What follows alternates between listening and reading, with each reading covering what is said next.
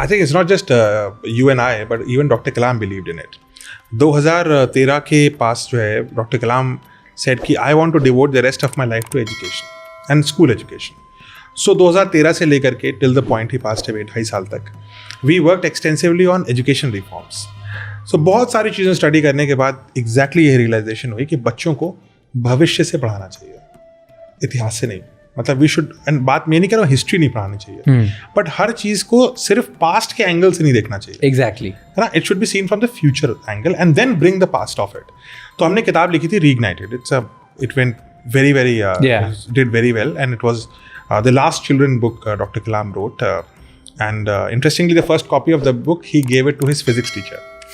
He was 93-year-old physics teacher. He gave it to him. And children's book to a 93-year-old he physics said, he's my teacher. teacher. He was my physics teacher. And he was fortunately still around. So he said, I'll give it to him. That was in May 2015. Dr. Kalam himself passed away 2 months later. But that book was about this only. कि बच्चों को future पढ़ाना है और future में क्या क्या होना है ये बताना है और आप इसमें कैसे फिट हो सकते हो, क्योंकि यहीं से सपने आते हैं.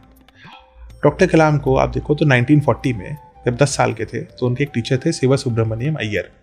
वो उनको लेके गए सी शोर पर और दिखाया कि बर्ड्स कैसे फ्लाई करती हैं. तो और ये बताया कि जैसे बर्ड्स फ्लाई करती हैं वैसे एरोप्लेन बन रहे हैं. अब उस समय भारत आज़ाद देश नहीं था, तो ऐसे एरोप्लेन बन रहे हैं, आप भी उनको फ्लाई कर सकते हो.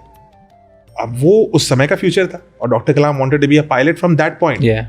पायलट तो बने वो 2006 में जब वो राष्ट्रपति बन गए तो सुखोई उन्होंने लाया, लेकिन वो पायलट अनसक्सेसफुल तो हो पाए, एग्जाम में तो अनसक्सेसफुल थे, लेकिन उसके बाद हर जो चीज़ उड़ सकती थी उन्होंने बना डाला. चाहे वो होवरक्राफ्ट हो, चाहे वो स्पेस व्हीकल हो, चाहे वो लाइट कॉम्बैट एयरक्राफ्ट हो, चाहे वो मिसाइल्स हो, चाहे वो न्यूक्लियर बम हो, सब उड़ जाता है. सो he did everything which could make you fly. In the same way, we need to create Siva Subramaniam Iyer-like teachers.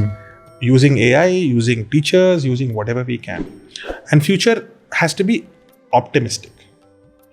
हमने बच्चों के दिमाग में भर दिया है कि 30 साल में दुनिया खत्म हो जाएगी, नहीं 2030 में दुनिया खत्म हो जाएगी.